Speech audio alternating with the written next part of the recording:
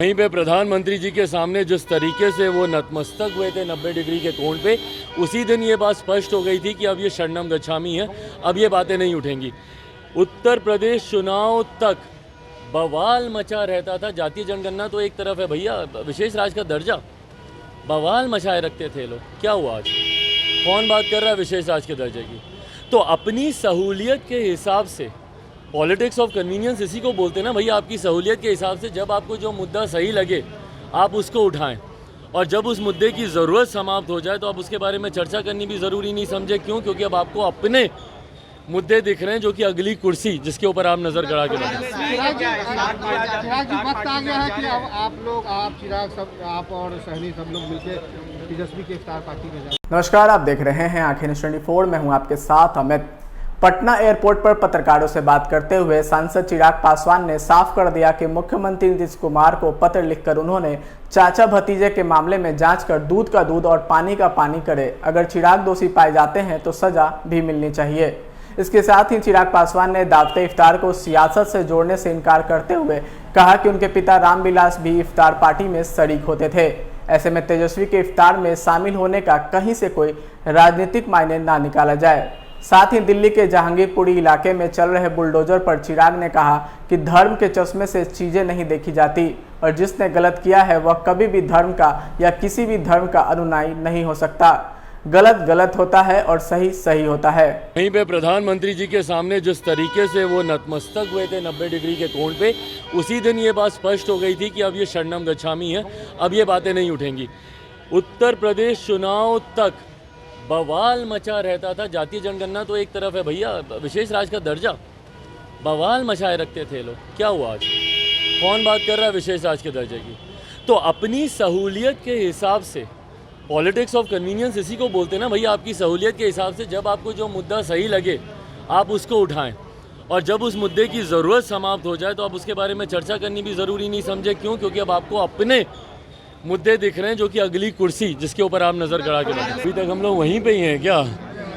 बिहार में इतने और इम्पोर्टेंट मसले हैं जिससे हम लोग जूझ रहे हैं, और हमको नहीं समझ में आता कि हम अपने पत्र में भी इस बात को हम लिखे हैं कि भैया हम तो अपना काम कर रहे हैं और आप सिर्फ हमारा नाम ले रहे हैं। भाई चीज़ें बहुत हैं करने के लिए बिहार में। वो केंद्र के मंत्री हैं, उनको शोभा नहीं देता कि वो एक लड़का जिसको उन्होंने पहले ही अपने परिवार अपनी पार्टी से निकाल के बाहर कर दिया, जिसको वो अपना भतीजा तक मानना ज़रूरी नहीं समझते, उसके बारे में निरंतरता में बातें करते रहना। भाई आप सब देख रहे हैं, मैं आशीर्वाद यात्रा, बाबू सभागार में सभाएं, बिहार का कोई ज़िला ऐसा नहीं जहाँ पे कोई घटना घटी और वहाँ पे चिराग पासवान सबसे पहले नहीं पहुँचता हूँ। बहुत चीज़ें हैं जिसमें मैं लगा हुआ हूँ काम करने के लिए। ऐसे में क्या संभव है कि मैं बैठूँ, इस बात की सोच रखूँ, इस बात की रणनीति बनाऊँ कि भाई मेरे चाचा जी क्या कर रहे हैं, उनके ऊपर किस तरीके से उनको तंग किया जाए या उनको परेशान किया जाए। भाई मेरे संस्कारों में भी नहीं है। वो भले मुझे अपना भतीजा माने नहीं माने, बट मेरे लिए वो पिता थे।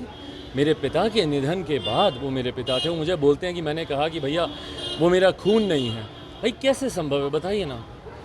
मेरे पिता के भाई हैं, वो मेरे चाचा हैं। कैसे संभव नहीं है कि मेरी रगों में उनका खून नहीं है? मन घरंट बातें कहाँ कहाँ कि उस दिन ऐसा हुआ, उस दिन वैसा हुआ।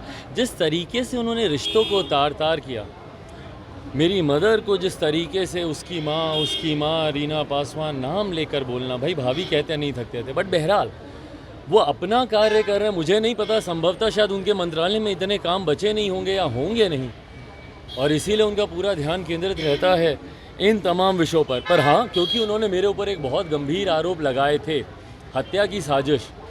मतलब ये छोटा आरोप नहीं है भाई, बहुत गंभीर आरोप लगाए थे, और इसकी मैं चाहता हूँ कि निष्पक्ष जांच हो, और अगर उसमें मैं भी दोषी पाया जाता हूँ तो कार्रवाई करें ना। पर अगर मैं दोषी नहीं पाया जाता हूँ तो जिस तरीके से मेरे मान सम्मान के साथ आप बिना किसी तथ्यों के खिलवाड़ कर रहे हैं, ये भी फिर कहीं से उचित नहीं है। इसीलिए मैंने हमारे प्रदेश के भैया मुख्यमंत्री, गृह मंत्री भी वही हैं, उनसे बड़ी अथॉरिटी कौन है प्रदेश में?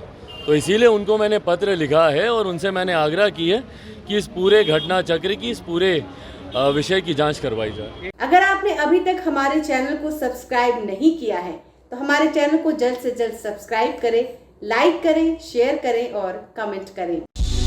क्या आप पत्रकारिता के क्षेत्र में अपना कैरियर बनाना चाहते हैं? तो आज ही royal Ashoka institute of mass communication and journalism में अपनी जगह सुनिश्चित करें। आर्यभट्ट ज्ञान विश्वविद्यालय पटना से मान्यता प्राप्त 100% प्लेसमेंट के साथ royal Ashoka institute of mass communication and journalism नामांकन जारी है। हमारा पता है DS/16 गायत्री मंदिर के समीप, कंकड़ बाग, पटना 8,20,000। आप हमें संपर्क भी कर सकते हैं। हमारा मोबाइल नंबर है 9955456126।